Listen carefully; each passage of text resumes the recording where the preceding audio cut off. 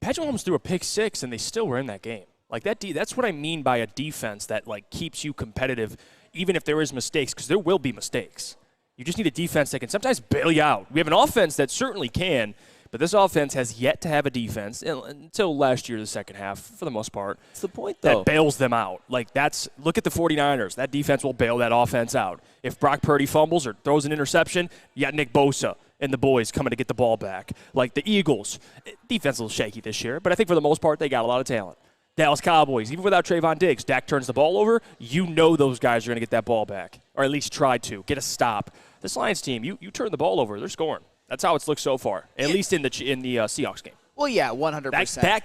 That has to change. Well, and like you said before, I would say that this Lions team is, given the injuries, it's kind of tough to say, but I would still say that they are a more talented defense. They have better personnel. They have some young guys with more experience under their belt. They should be better. And to their credit, I thought they were very, very good against Kansas City. And I don't think the defense was the sole reason why the Lions lost against Seattle, but it was part of the reason. When the Lions made mistakes, it was just pretty much Seattle going right down the field, a short field, albeit, and scoring touchdowns. Right. So I think the defense as a whole just has to be better because the offense against Seattle put them in a good position to win other than the Jared Goff pick six. And by the way, I want to read this one comment that we'll go to break here. WeezyD313 says, what if Ben Johnson can't get us 30 points against an Atlanta defense that none of us respect? Heat up Ben Johnson's seat too. That's ridiculous. The thing is just like we've had such a vacuum size of Aaron Glenn where you saw the beginning of last season still means something because you've seen it. When have we ever seen Ben Johnson just make this offense look absolutely foolish?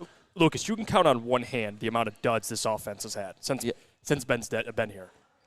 And there's just the thing is just there's no excuses for Aaron Glenn this year. There's just not. No. You have a revamped defense and the positions that you needed. I understand the D-line's hurt right now, but now you got the guys that you had last year. I know minus James Houston, you got Jack Campbell, you got Brian Branch, you will have Emmanuel Mosley when James Houston. I know he's not going to return the whole season. You'll get Emmanuel Mosley at some point. So this defense is better than what it was last year. That's why people, when the Lions are in win now mode, and you have a defense like that you expect to be at least a little bit better, and you're starting to see shades of what was at the beginning of half of last year, yeah, you're going to raise your eyebrows and be like, all right, absolutely. We see you. It's not time to fire you, but we see what that is. And as fans, as players, as coaches, you got to hold that accountable and be like, all right, we saw that happen, but if it keeps happening, you have to just at some point just be tired of it and have to move on. But we're not saying that's going to happen, but you have to raise the question.